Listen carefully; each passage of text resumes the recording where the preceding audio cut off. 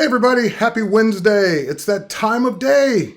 It's also an exciting day because it's Photoshop's 30th birthday. That's right.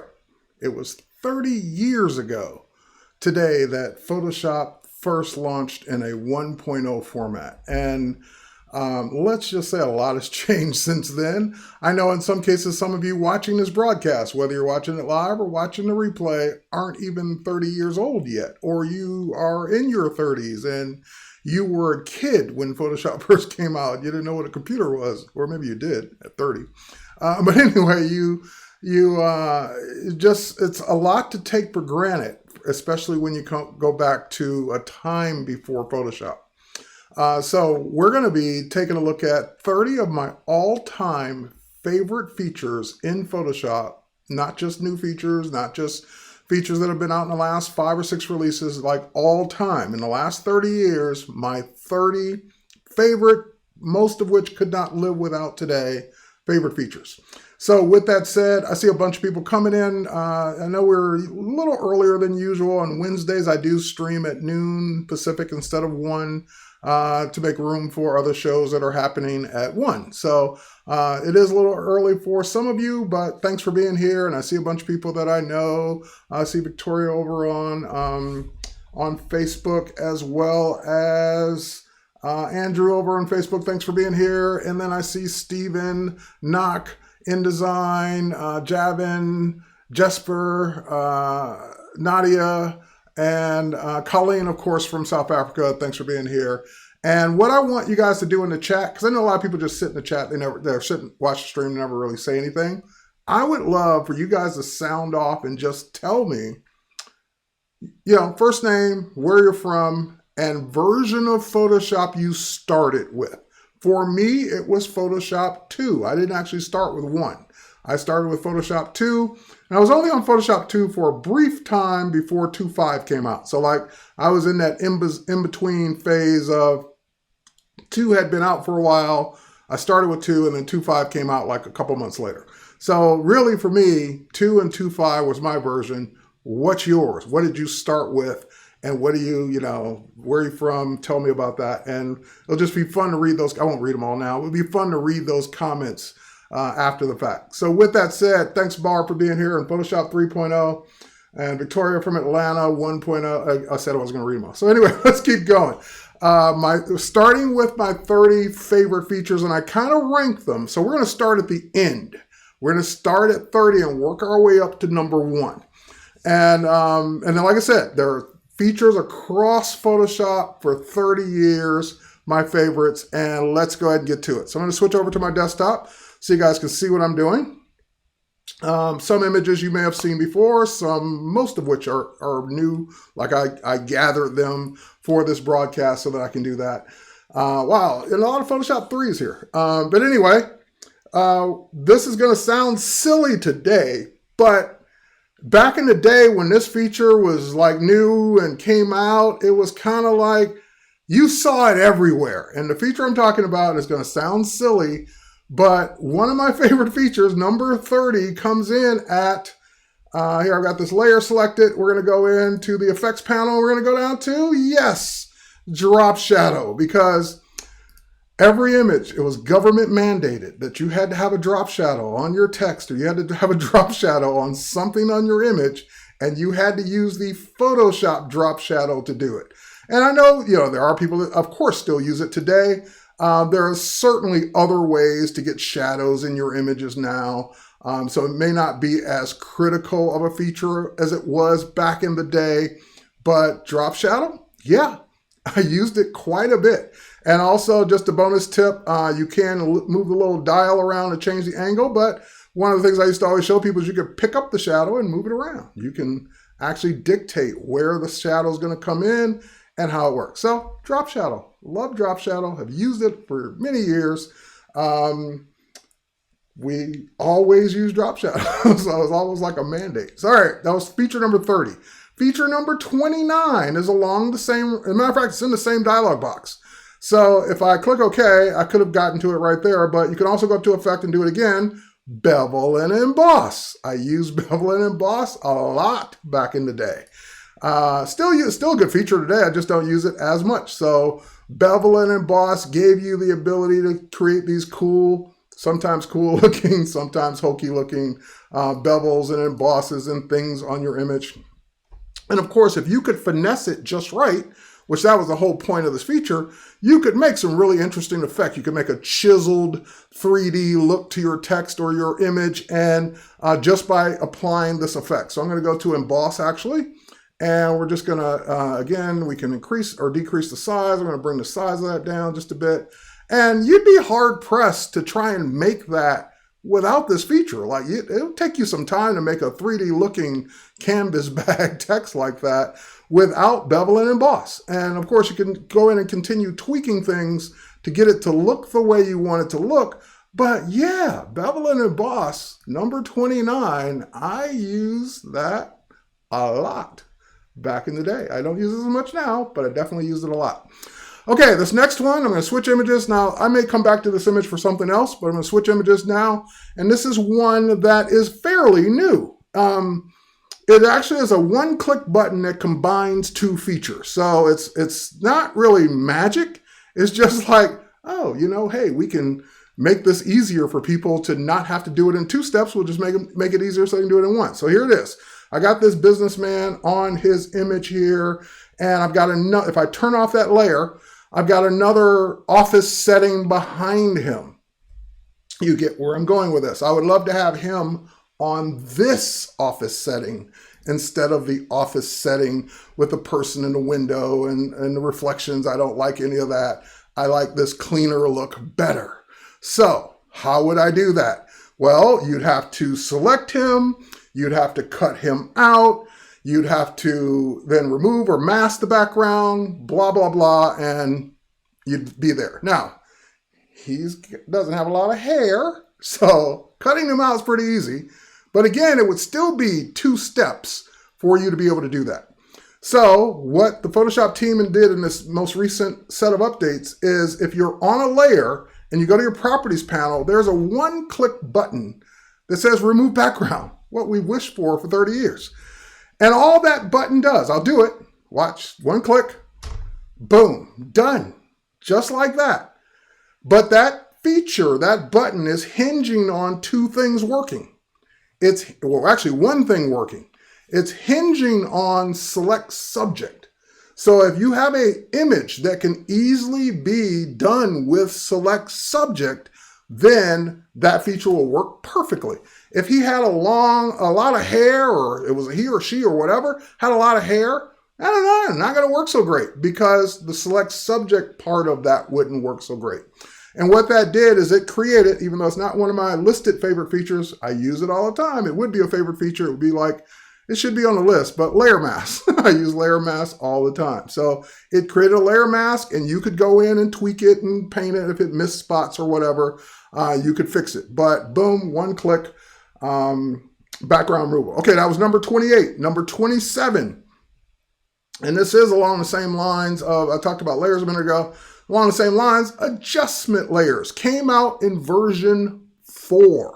So we didn't get layers until version 3, and version 4 included adjustment layers, these non-destructive overlays over your layers to make a layer look like a certain way. So for example, I could go in and click, see, people are loving the background, one-click background. Again, if you got a good select subject, one-click background, boom, done, it works great. All right, so for example, if I wanted to make this whole scene a little more black and white, there's a black and white adjustment layer. So I can just click the black and white adjustment layer. It makes the whole scene black and white.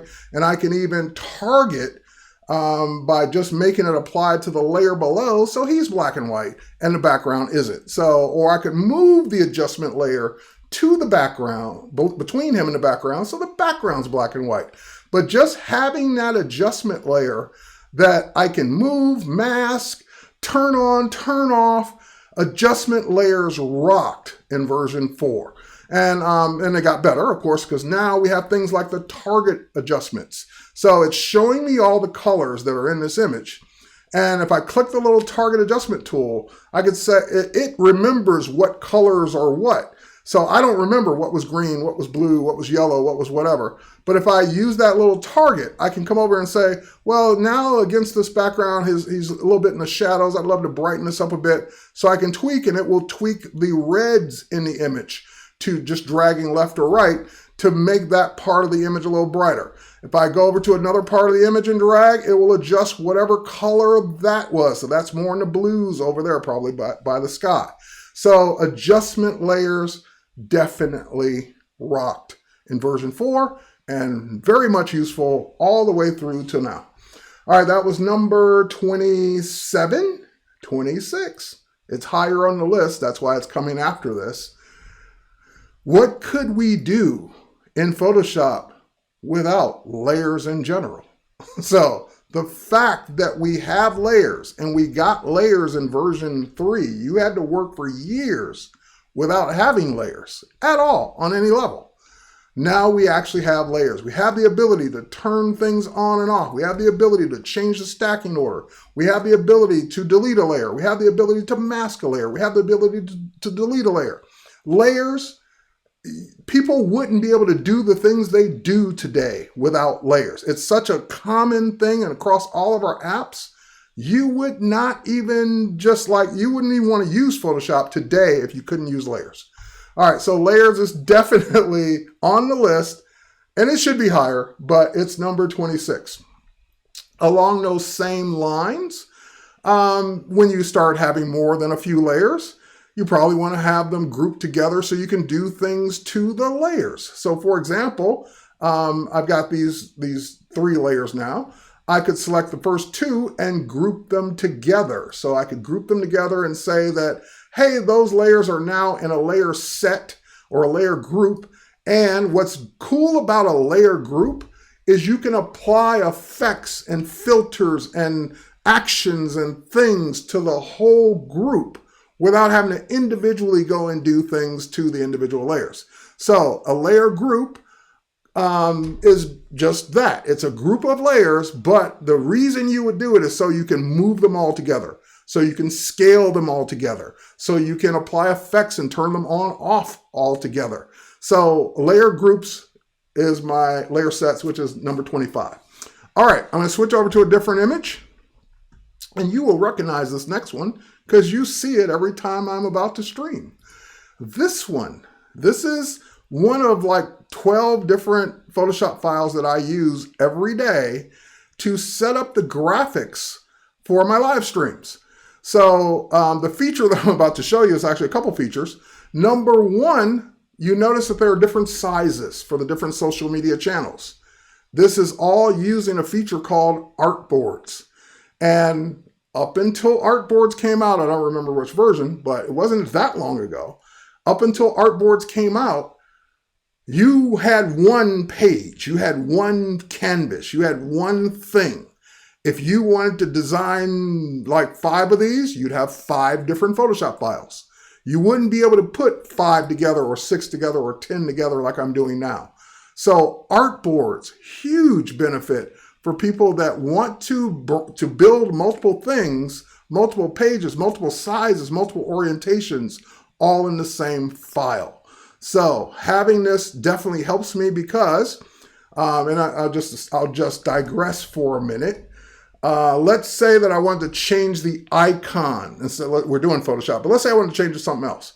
Well, I have that as a smart object, which is on the list. It's coming up. But anyway, I'll double click the smart object.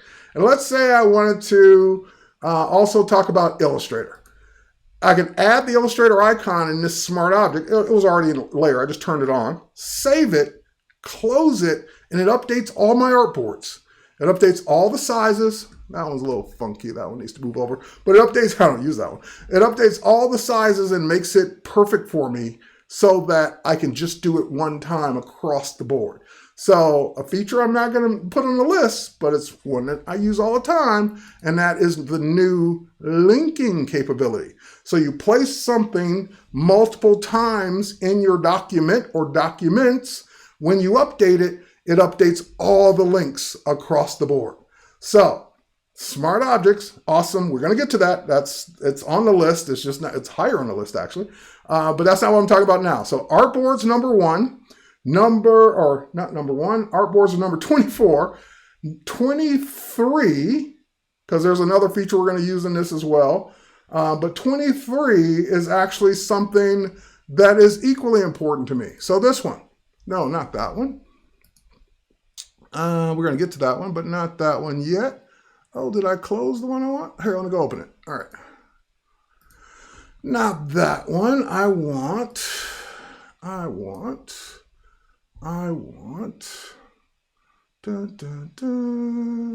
this one. All right.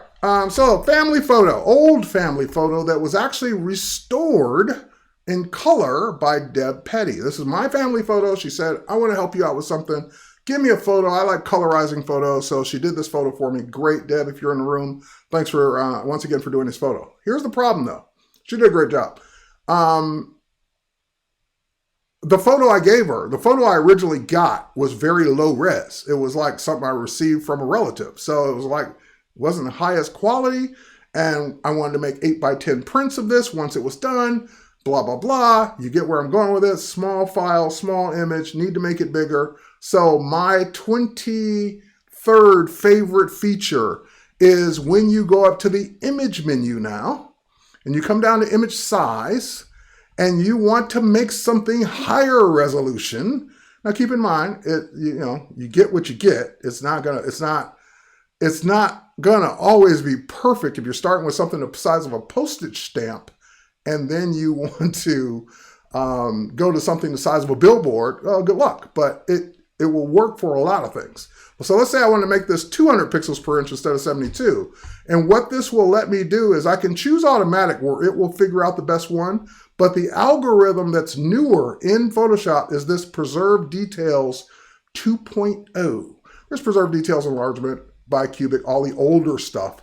But it's these Preserve Details that are the new algorithms for making things bigger, but still look okay. And still look even good in some cases, depending on what you're starting with. So I now have a photo that's 200 pixels per inch. If you look at it like this, yeah, you're going to see the difference. But on a wall as an 8x10 or in a frame, it's going to be great. So preserve details, making enlargements from when you have no choice, because that's all you were dealt with. That was the hand you were dealt with.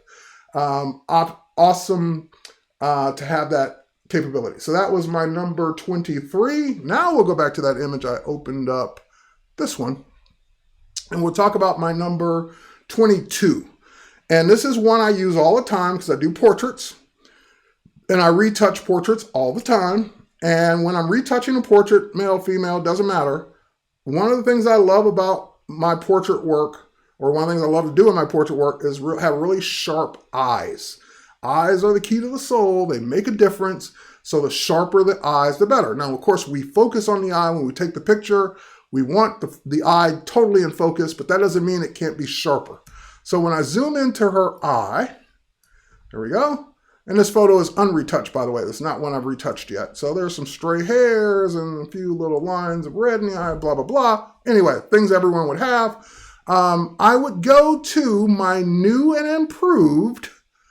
Where is it here? It should be in the list here. There it is, the Sharpen Tool. The Sharpen Tool has a newer, meaning not back in Photoshop 3 days. It has a newer algorithm as well called Protect Detail. It's on by default. I'm just showing you the checkbox. But the Protect Detail is what makes the Sharpen Tool go from don't really ever use that because it's going to destroy your photo, to wow, that really works. I'm going to use that all the time now. And it honestly used to be like that. So for example, if I turn off Protect Detail, that turns it back into the 1990s version of Sharpen.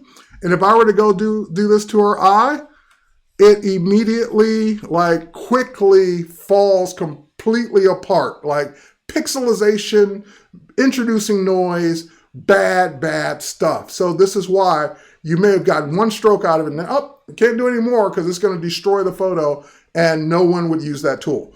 Undo, put it back on its new default, Protect Detail, and now I can go in, and here I'll zoom in a little bit more, and I can really sharpen her eye up. And even this jewelry that she's wearing, great. Now, I overdid it here. Let me go back. You can still overdo things, they just don't fall apart as quickly. There we go. Now you might say, I can't really even tell a difference. Did that do anything? Well, it's when you do the undo and you see it almost looks blurry by comparison, even though it was totally in focus. So when I redo the sharpen, you can see a difference. And it's those little details that make all the difference in the world, because you add up 100 little details and you've got a night and day portrait as opposed to what you had before. So it's little things. It's never really one giant thing that makes retouching great.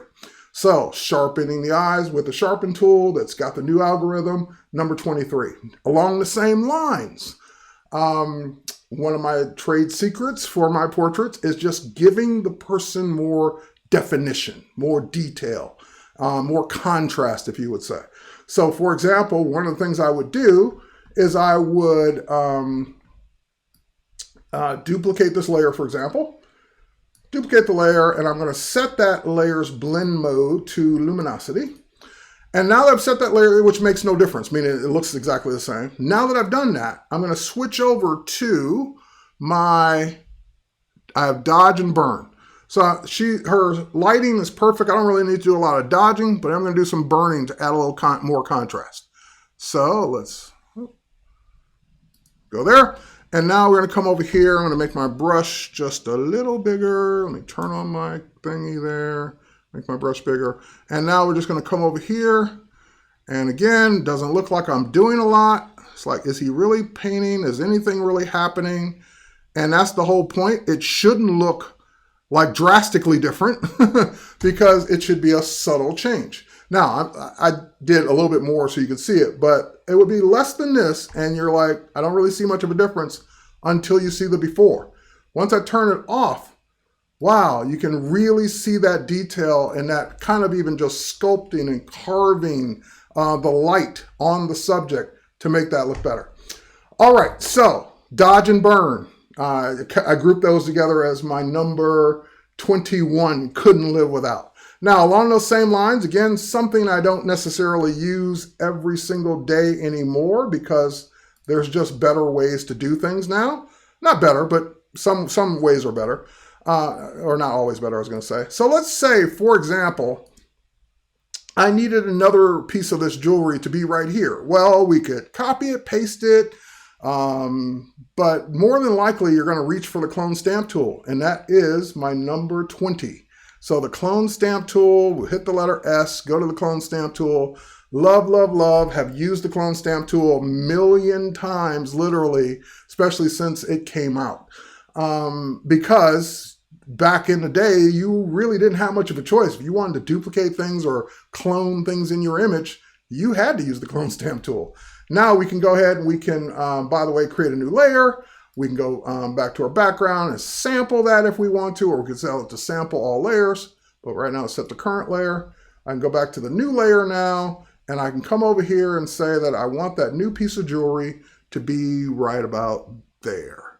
And so when I just clone that in, it will clone it in as much as I paint. And because I created a new layer first, so again, something we could have lived without, it is on its own layer, so I could always turn it on and off. And I went a little too much over there, so I could undo the whole thing, or I could just add another one of those hidden favorite features, a layer mask to that, and then I could use my paintbrush with black paint.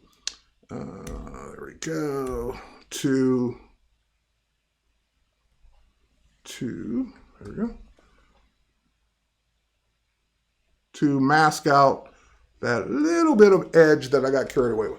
Okay, but clone stamp number 20. Also, next up, while we're in the same image, we can do the same thing. Adding text to an image is not on my list, but it should be. Because it's one of the number one reasons people go into Photoshop in the first place.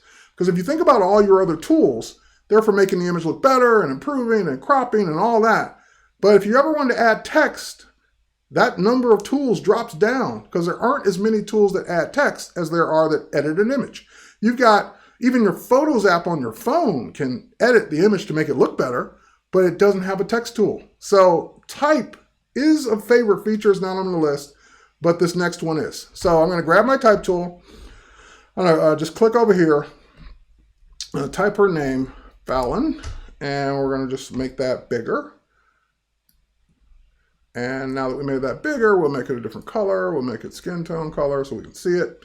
All right, great. What I love in this these later releases, let's make it a better font. I'll go to my default Bickham script regular. There we go. What I love for this particular feature is alternate glyphs. There's a glyphs panel.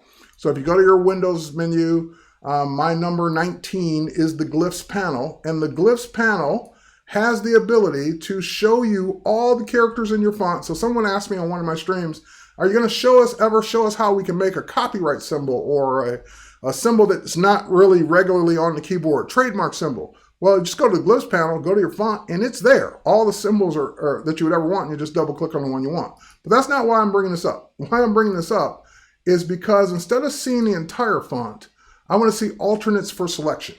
And when I do that and I highlight a certain, get out of that. There you go. I highlight a certain character, it will show me the alternate if there is one. There isn't always one, it depends on the font. But if there is one, I can switch to that version of the F. And of course, if we don't need the glyphs panel anymore because the Photoshop team has made it so that it's interactive. If I just hover over the character, it will show me the alternate glyphs anyway. So I can pick a different ending for this as opposed to the default end that anyone else would get. So having glyphs, first of all, the glyphs panel, come over from InDesign into Photoshop, and then having it work on the canvas is definitely my number 19. All right, my number 18. Let me just make sure I'm keeping up here. My number 18. Do I see my number 18 up there? Let me see if it's open. It might not be open. It's not open. All right, let's go get my number 18. All right, my number 18 is this one. Okay, here's the deal.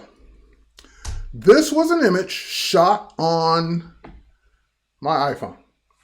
It's shot on my iPhone using portrait mode on the iPhone. And portrait mode on the iPhone is an effect. It's like a shallow depth of field effect. And you can even dial in the depth of field in the Photos app on the phone. However, it also has a hidden benefit. If you bring that file over to Photoshop as an HEIC file, which is the native format that iPhones now shoot in, it brings over something else for you. We go to our channels panel, it brings over the depth map that it made from portrait mode. Comes over with the file. I didn't make that. I just opened it up. I opened it up or exported it from the Photos app to my hard drive and launched it just now. That depth map is already there. So what does that mean? What can I do with that information now that that's there? Well, as of today's update in Photoshop on the desktop, funny how these things tie together, my number 18 is now the new improved lens blur filter.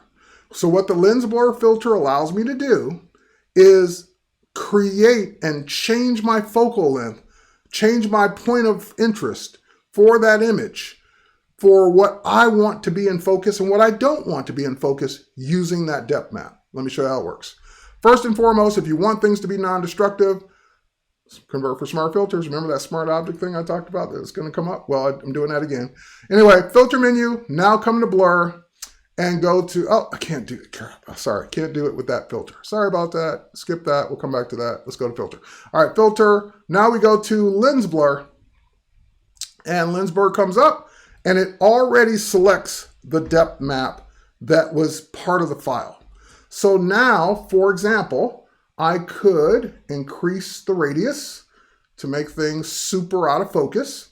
So everything kind of looks out of focus, like we're blurring the whole image. But now I can go in and choose the set focal point tool click it.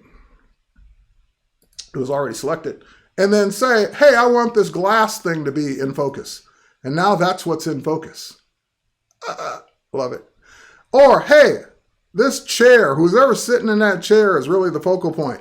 Make that in focus and everything else out of focus.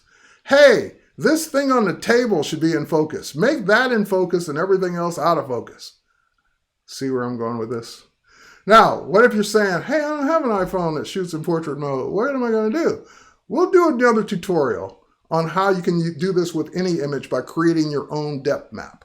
But my iPhone shooters, you've already got this built into your phone as long as you shoot in portrait mode. All right, so choosing your point of focus just by clicking around in your image because of that depth map that was created on an iPhone. Amazing. All right, so that's number 18. So number 17 is one I use literally every day. So I'm going to click OK on this, by the way.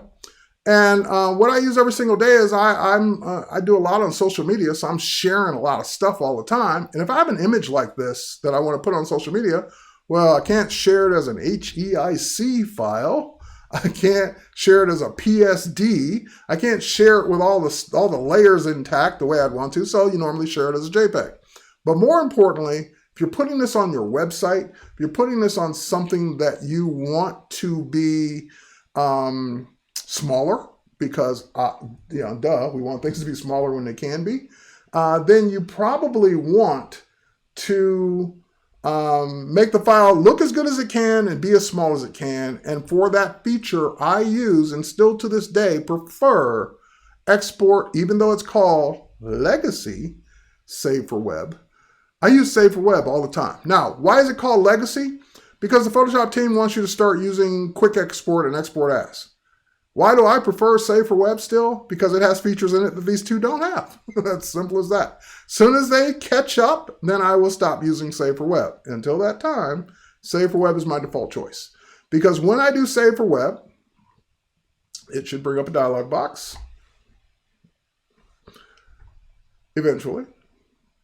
And when that dialog box comes up, I'm going to get, and it's a slightly large file here, but anyway, when that dialog box comes up, there it is. It will, and it's a huge image. So I'm going to say, let's drop the size. Well, let's change the format first. I'm going to say, make it a JPEG, PNG, GIF, whatever. So I want a JPEG high quality, and I want it to be my blog, for example. Let's say I'm putting this on my blog. The images on my blog are no wider than 650 pixels. So if I say make this only 650 pixels wide, it will do the rest to the height. And now when I export this image out, it will only be 62K or 52K as opposed to whatever it was going to be. If I need it to be smaller, I'm going to say, well, high quality would be great. Maybe medium quality is better. That drops the size in half. So if you care about getting a small file that looks good on the internet, Save for Web is awesome. And I still use it to this day. It's also the way you would make an animated GIF using Photoshop, because you have to export it as a GIF file with all the animations in it, all the frames in it. And this is the dialog box that does that as well. So Save for Web, definitely my number 17, because I use it all the time. All right, you would click Save, pick a location, pick a file name. We're not going to do that because you get the idea. You know how to save things. Okay, next up, we're going to go back. Remember this? I talked about these. So my secret weapon for getting my work done fast is to do as little as possible and let the computer do as much as possible. That's my secret weapon. That's what we should all be aiming towards. It's a computer. That's why we got them in the first place. Do things for us. Do it quicker, faster, better than us. Until they take over and we become their servants. But anyway, in the meantime, I need this image for all those social media channels I'm streaming to. I need one big for YouTube. I need one smaller for Facebook. I need one for Twitter, blah, blah, blah, blah. Well, I could make my changes like I just did. So we're going to go back and turn off that illustration. Oh, we'll leave it on for now. Leave it on for now. I could export out each one of those artboards. And that's a manual process. I could do that each time and it would work. It would do it. Or I can use one of my 16th favorite feature in Photoshop, which is image generator. So image generator is actually a kind of a two-step process. You open up a Photoshop file, and then you have to turn it on. So it's on in the preferences now I think by default, but if not, you have to go turn it on in the preferences one time.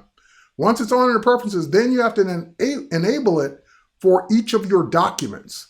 So for example, under generate, if image assets is not checked, it's just not enabled for that document because you don't need it on for all your documents. You only need it on for this feature. So it is turned on for this feature. And what that means is that if you look at my layer groups, the layer groups that these layers are in are named a certain way. They're named with whatever the text is that I want the name to be, but notice they end in something you normally don't name a layer. You don't normally name a layer with a file extension like JPEG or PNG or GIF. But I named these layer sets, PNG 24, meaning PNG 24 quality. Because what that's telling image generator to do is to make files from all those layer sets every time I make a change. So if I make a change, boom, it's made all the files for me. So let's go look. I'm going to go, so it creates, wherever you've saved the file, once image generator is turned on, it will make this folder for you. So it created this Creative Cloud Assets folder, and notice it got updated at 3:15 my time, which was about 15 minutes ago when we turned on that Illustrator logo. So now if I were to twirl that down, all the files are there. Here, we can expand this out a little bit. All those files are there from all those layer sets, and even a layer set can make multiple files because you can just name it multiple things with commas in between, and you can generate all your assets quickly. So if I were to look at one of these assets that I did not export, I did not make a change to, remember we added that Illustrator logo, there it is. If I were to now go back to Photoshop, turn off that Illustrator layer, because it really isn't about Illustrator today, it's all about Photoshop. Save it, close it, it makes the change, and it instantaneously updated all the files. So as quick as you can make the change, it will go ahead and output your files, and it'll just keep outputting and replacing those files for every single change you make. So imagine if you had those files in a shared folder like a Dropbox or a Creative Cloud Files folder, and you're sharing them with your team. Every time you make a change, they've got the latest assets. Or you're referencing those images on your server and on your websites and whatever. Every time you make a change, those images are updated. So I use this every single day, could not live without it. So image generator is my number 16. I've done tutorials on how to set that all up. It's really easy once you get going. All right, number 15. Number 15. I don't know that I have an image for number 15. Let's see. I don't know that I have a number 15. I don't remember what 15. I remember what the feature is. I don't remember if I made an image for it. All right. I did make an image for that. What's number 14? Number 14. Oh, wow. Okay. All right. Hang on. I don't know if I saved these or not, or they're just not open. Dun, dun, dun, dun, dun. All right, I think I was just going to wing it off other images for the rest of those features. Okay, so no problem. Let's go to that one. So my number 15, I remember setting this up. It's driving me crazy because I remember setting up an example for this. Let me see what this is.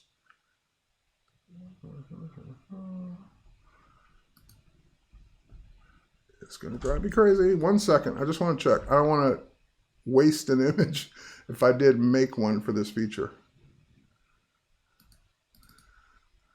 Yep, that's it. That's that one. All right. Anyway, we'll do it on this one. My number, we'll do it on.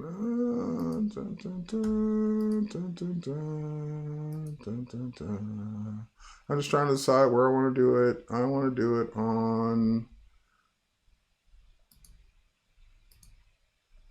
All right, we'll do it on this one. Save time. All right. So my number 15 favorite feature is, oh, I know, I remember now. Never mind. I remember what I was going to do. Never mind. It came back to me.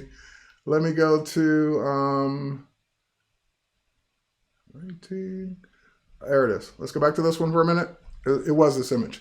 So my number 15 is the fact that if I go to the right library,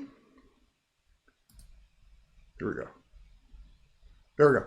So my number 15 is when I bring in an image, a layer or whatever, that, and I know this is controversial, that some people don't like this and some people do. I'm one of the, I like it. So that's why it's my number 15. Proportional scale by default. So what that means is I'm not holding down a shift key to scale that proportionally. And if you're complaining about it, it's probably because you're used to not having to hold down a shift key or having to hold down a shift key and not holding it down when you want to distort things. I prefer it not to have to hold it down every single time. So proportional scale by default is my favorite. Now, we heard loud and clear, some people don't like it. So 2 things. Number 1, in the latest updates, you can now toggle it off here and it's sticky. So if you turn it off here, it stays off till you turn it back on. Or you can disable it permanently in your preferences. You can say, nope, I never wanted to do it. Turn it off in the preferences. So we gave you 2 ways to turn it off. If you don't like it, I like it. So that's my number 15. My number 14, this is why we're using this image. If I wanted to put this here, I don't want the white background. I don't feel like cutting out all the little individual things. It's not that important of an image. I'm just going to stick it over here. And what I would love to do is blend it in. So my number 14 is actually live blend modes. So if I just hover over the blend modes, I can see which blend mode is going to work best visually without having to guess or pick my default choices for what I would normally do. So for example, I could do that one, and my multiply does a great job in this for what I need to do. So live blend modes, number 14. Number 13, smart objects. So it finally got there. So smart objects is basically a container in your layers panel for whatever layers you put in it, for whatever objects you put in it. So if we go back to this, for example, that totems layer, you notice it has a little cloud icon. Well, any little icon in the lower right-hand corner, whether it's cloud or another icon, usually means, as it's highlighting, that that's a smart object. So smart object means that I can go in and edit whatever's in that smart object to turn on. Let's see, we turned on Illustrator before, InDesign. I can turn on things, and when I save and close that smart object, it updates everywhere else. So that's one use. The other use is I can scale that smart object and non-destructively work with it, apply filters to it, so forth and so on, and it doesn't ever change the contents of what's in that smart object. So smart objects rock. Another example that I can show you is one we kind of started with over here. Well, that text, I don't want it to say canvas bag, but we'll notice that it's too late. I've already applied filters to it. I don't have to undo all that stuff or effects to it. Well, that's a smart object. So if I go into that smart object, there's my actual text, and I can change that to the Photoshop bag. And now when I click OK, save it, close it, it updates. I would now be able to scale it, not holding down the Shift key, and get that just the way I want it. Right there. And I can tweak and play with it all day long, and the smart objects remain smart. So scaling, making it smaller. Oh, I decided tomorrow to make it bigger. It doesn't have to upscale it because it never actually affected the pixels anyway. Okay, so smart objects are awesome. That is my number 13. My number 12. And I just want, now I've got so many documents open, I just want to make sure I'm in the right one. There's my number 12. So my number 12 is everything content aware fill. So there's content aware fill for just filling in the background. There's content aware fill on the crop tool. There's content aware fill as a tool. There's a content aware tool. So there's content aware throughout, content aware scale. It's content aware throughout Photoshop. Yep, unlimited Command Z. Well, it's not unlimited. It's limited by memory still, but it's a lot, and it's just Command Z. So yep, that is another favorite. But anyway, back to content aware fill. So I want to get rid of the railing in this image. The problem is the railing is butting right up against my subject on both sides. So I made a selection already as best I could. Select, load selection, the railing. And so we see the marching ants. And again, I did an okay job selecting around my subject on both sides. I even screwed it up there. So let's grab a tool and hold down my shift key and add to that selection where I messed up a little. There we go. We'll add that in. And now that I got this selected, what I want to do is remove the railing, but of course use the buildings to fill it in. So I could do a content aware fill by hitting backspace or delete, as long as it's not on a layer, and it'll do that. But there's a better way now that if you really want to control what it's going to do, you can go into your content aware fill workspace that is fairly new. And with that workspace, I get a preview of what it's going to do. And that looks pretty good already. You can also change the settings. You can change the color adaptation. That will give you various results. And more importantly, you can go in and you can say, no, don't use any of the sweater at all. Even if I accidentally did it, and that didn't help, that actually made it worse. But the fact is I can see this now and play around with my color adaptation to see what's going to give me the best. Actually, I'm going to just undo that if I can. There we go. Undo it. I like it the way it is. Click OK. And that will give me my new results. And you can even say put your new results on a new layer if you want to. And so that is my number 12 content aware fill workspace. And content aware fill just in general. My number 11. I use this every day as well. And this is one that it was like, thank God they did this. As you know, the Photoshop toolbar is huge. It's got lots of things in it, and lots of things most people will never use. Some people will use some things, some people won't. Some people will use other things that other people won't. So the fact that we can now edit the toolbar under the edit menu, my head's blocking it. There we go. Edit toolbar. You can now customize your toolbar, change the order, put things in the toolbar where you want them. I put the Sharpen Tool up there closer to the top. I separated it from the Blur Tool and I'm sorry, Blur Tool, wherever that is, somewhere in here, the Blur Tool. I separated it and I basically, there's my Magic Wand tool. I need to move that up. I'm going to move the Magic Wand tool up. So I'm customizing this even on the fly. And as I do it, it's doing it on the fly. Wherever I move that, now just got higher. So you can save these, you can load them in, you can move them to a different computer, and you can get your own toolbars, and you can have as many as you want for the kind of work you're doing. So I have this as my retouching toolbar with all my favorite retouching tools on it, and the tools I don't use off of it. So you drag the tools, here I didn't show that, but the tools you don't use ever, you can drag them over to the right. So all these tools on the right are not in my toolbar because I never, ever use them. So there's no reason for them taking up space and being in the way. Now let's say there's one day I need that note tool. Dang it, I took it off the toolbar. Does that mean I have to edit the toolbar and put it back? No, it does not. All I have to do is go to my flyout menu here, and it will show all the tools that are hidden. If you really need to get it temporarily, you can. Okay, so that is my number 11. Number 10. All right, let's go to this one for number 10. And this is kind of a cool one. Love it. Use it a lot. And YouTube, are you guys okay over there? Someone says bad connection. Can you guys still see me over there on YouTube? Chime in if you can still see me or hear me. If I don't hear anything, I know you can't, or I don't see anything. Okay, so we know making selections is part of Photoshop. It's been part of Photoshop since day one. Photoshop always gets new ways to make selections that give you more options.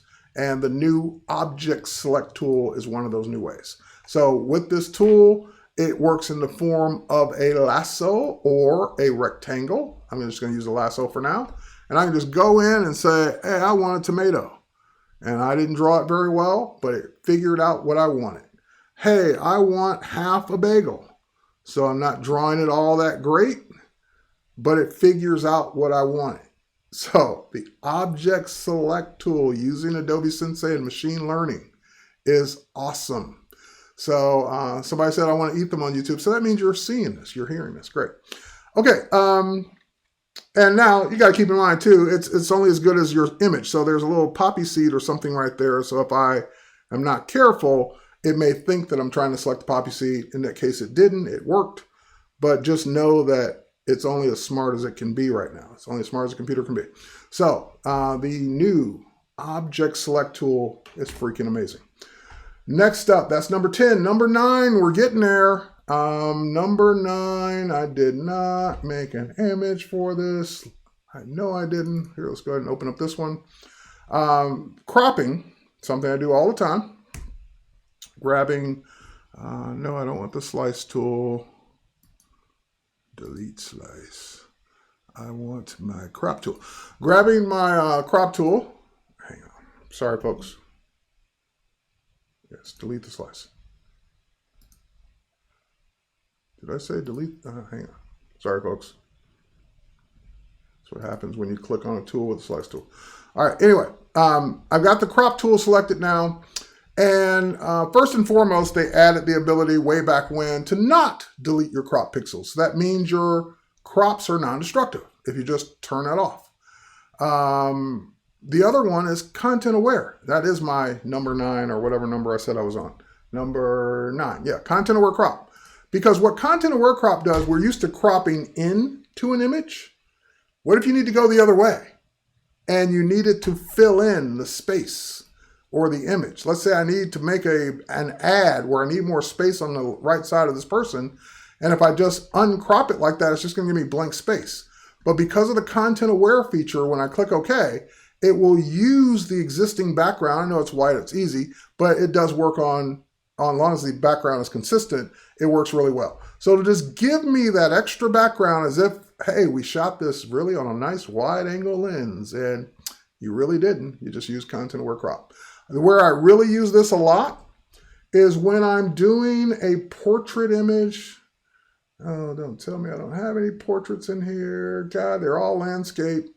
I mean, I'm not talking about images of people. I mean, physically portrait, a tall image. Where I use this a lot is when you shoot an image that's like tightly cropped normally in the camera, and you need to make it bigger to make it a specific size, like a 4x5, 8x10 for Instagram. Content aware crop really comes in handy for that. Okay, content aware crop, definitely my number 9. Number 8, let's also go back to, I know which image I want to use, I just can't remember which one it's called. Let's go back to the Sharpen image. One more time, let's go back to Fallon. There we go. And get out of the crop tool. And let's say that I want to do that dodge and burn that I did before. Remember, I created that layer.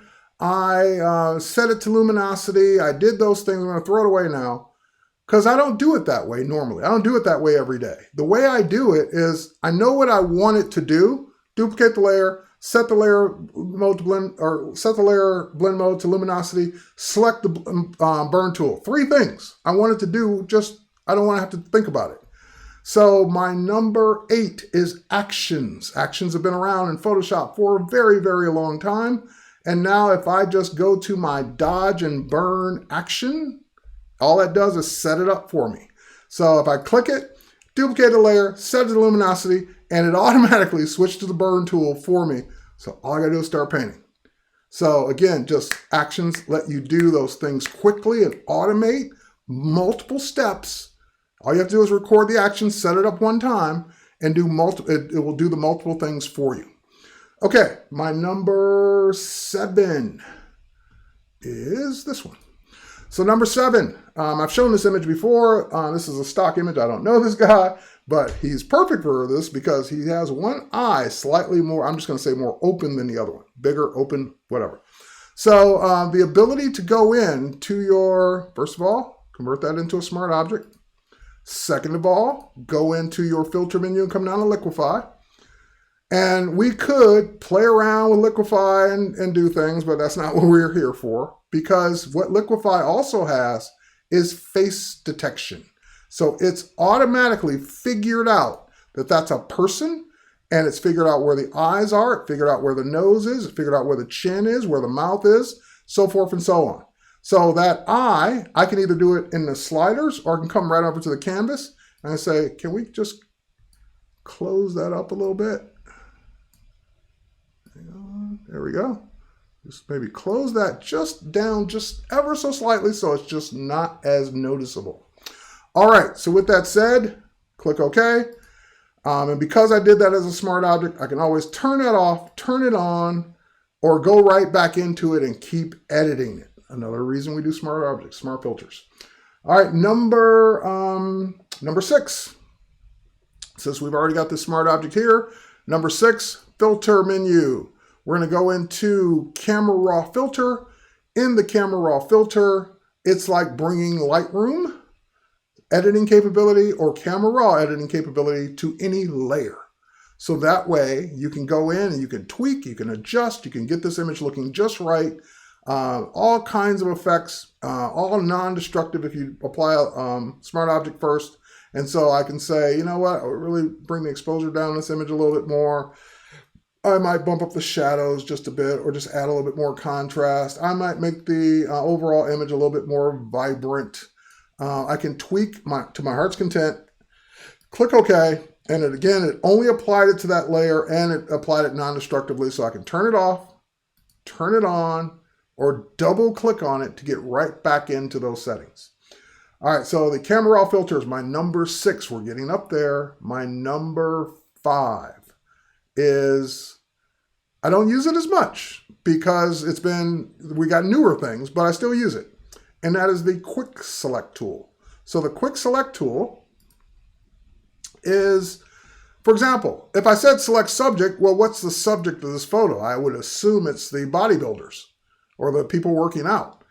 But what if my idea of the subject is the weights? So select subject wouldn't work for me here. So I couldn't use that. Now I could use the object select tool. That's what I meant by we got newer ways. But before the object select tool, I have the Quick Select tool. So the Quick Select tool allows me to just quickly drag around and select the things that I want to select, and it automatically doesn't add by default, and that's shallow depth of field. That one's going to be harder. And I just keep adding to that selection, and it will keep magically figuring it out. If it grabs too much, I can hold down the Option or Alt key and tell it to, no, deselect some of that. I don't need all of that. So Quick Select, it is my number 5 because I've used it for so many years. It's awesome. Yep, CS5, someone said that came out in. So next, we're getting there. My next one is this one. So we got 2 layers here. Apparently we would want to have her not standing in a field, at least not that field, and we would not want it to look like it looks right now. So we need to, since she has no more leg that we can see, we need to, first of all, scale this down, not holding down the Shift key. Now that we've done that, we can just move it down, or we can just make her smaller. I don't know. I never get the proportions right on this image, but there we go. And now what I want to do is cut her out. So first and foremost, select subject is now under the select menu. So you can just say select subject, and that will figure out what the subject is. And next, and it even did a better job than usual. So next up, I would go to number 4, which is select and mask. The select and mask workflow for cutting this image out using my refined edge brush to really work with the hair and cut that background out of the hair. There we go. Bring back any hair that wasn't being selected by select subject. And now when we click OK, a little bit more there, hang on. There we go. Click OK. We want to output that to a new layer with a mask. And click OK, and that becomes our new layer. So, select and mask. Couldn't live without it today. I use that way too much now. And I did number 3 already. So number 3 was select subject. So that once again, just the ability to not have to use quick select, not have to use object selects for Adobe Sensei to figure out what the subject is, and just choosing, hang on, wrong layer, there we go. Choosing select subject and it's saying, oh, she's the subject of the photo. Boom, done, did it. So select subject's my number 3. My number, and we'll turn that layer back off. My number 2 and my number 1, I use hand in hand all the time. Let's go to one of these other images that I have randomly open here. We'll go to Trevor. All right. So we have a logo of deer, moose, or something, whatever that is, and we're going to submit this to Adobe Stock, and we can't have that brand on it because we can't sell that brand. So I need to, I don't want to, back in the day, I would have used the clone stamp tool to kind of remove that, and the stripes are kind of jagged, moving around. No problem. My number 2, the patch tool. I use the patch tool all the freaking time. So I'm just going to go ahead and make a selection around this, not very tight as you can see. And the reason I love the patch tool is because now when I move that selection to kind of blend it in with the stripes that are already there, I can see a preview before I let go. All right. And there we are. So now I can see, I can know when to let go, know that I did it just right, and away we go. All right, so my number 1, and again, could not live without it. Photoshop would be a very, very sad thing if I couldn't use this, and that is the spot healing brush. I use the spot healing tool all the time. Now, this is a friend of mine's son, Trevor. I took his graduation pictures. Trevor had some acne that day that's not permanent, so those things should not be on his permanent record, so to speak. So we would go in and we would grab our spot healing brush, and we could just go in and just start removing that stuff that he doesn't even have today. Just a bad acne day that day. That's what happens when you're a kid. And you don't want to have to look at that photo when you had the bad acne that one time that's gone already. We get to see Trevor look the way he looks now as a grown man, because this was a few years ago. So like I said, that acne's gone. All right. So I'd keep doing that, but you get the idea. So the spot healing tool, the fact that it's so automatic and the fact that it just works so well, I use that all the time. Yes, those are in my order of personal preference. I could always trade a few. I didn't mention every single one, but those are my 30 top favorite things about Photoshop over 30 years. And there's always, I could add a 31st. I could, like I said, masking. I didn't even talk about that. That would certainly be on the list, and it could even bump some of the other stuff off. But those were the first 30 that came to mind. All right, before I let you go, I already published this video that I'm about to show you a little quick thing here. I already published this as a video. So you can go look at my recent tweet and Facebook post to see it. I'm going to hide Photoshop for a second. And I'm going to hide all these folders now. I'm going to hide this chat now. And I'm going to just get out of this. And I'm going to go in and move this image over. Now, when I move this image over, this is not an image actually. This is Photoshop 1.0. This is an emulation window running Mac OS. No, I'm sorry, not Mac OS. System 7. In emulation on my iMac. And it's System 7.5. There's Photoshop 1.0 there with its preferences and its generic icon. I'm going to double click on it just to have a little nostalgia. But there it is, Photoshop running. That was it. That's what it looked like when you ran Photoshop 1.0 back in 1990. If I go to File and Open, the other thing that was driving me crazy, if I go to Click, I can't see what it's doing because it doesn't stay down. And that's the way the operating system used to be back in the day. So you had to hold it down, drag to what you wanted, and then choose it. I'm going to go ahead and switch out to a different drive here and go grab an image. There's my image. You saw it paint on the screen. That's what it used to do. We can zoom in a little bit. It's kind of fuzzy because they weren't really high res back then. And these are all the tools you have. There are no layers. There are no smart objects. There's no content aware. There's no Adobe Sensei. There's no selection features like select subject or any of that stuff. This is the way it used to be. If you wanted to make a selection, you got to kind of really be good with the lasso tool or the magic wand, because that's all you could do. There was only one undo. You couldn't have multiple undos back then. There wasn't enough memory. If I move that over, it's going to leave a hole. So I would copy it, deselect and paste it, and then move it down. There's no preview. I have to guess. Oh, no, not quite. Oh, no, move it over here. I have to keep guessing, moving an outline. And then I have to go in and by the way, if I deselect that, there's no layer. So I'd have to clone stamp the areas where I didn't do good. So just keep in mind the next time you're wishing or complaining or thinking something is not great, this is what we used to do. Think about how good it is now compared to this. By the way, what made people laugh out loud last time I showed this, I want to add some text to this. Oh, I know, I could click the type tool and click on the image, right? No. Click the type tool, click on the image and get a box.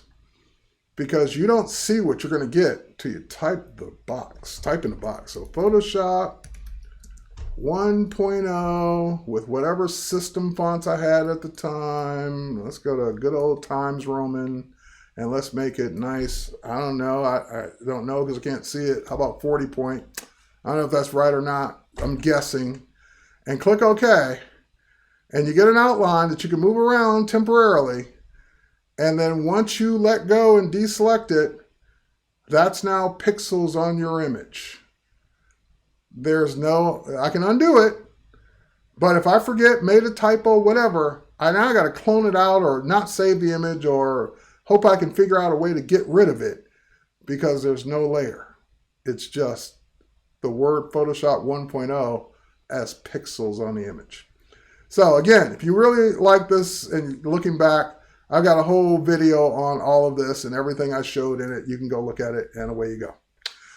All right, so there was also an update to Photoshop on the iPad. I'm not going to hold you much longer. But just so you know, I'll show one thing that it got quickly. Let's go to, did I quit out of that? I quit out, or I never launched it. Hang on.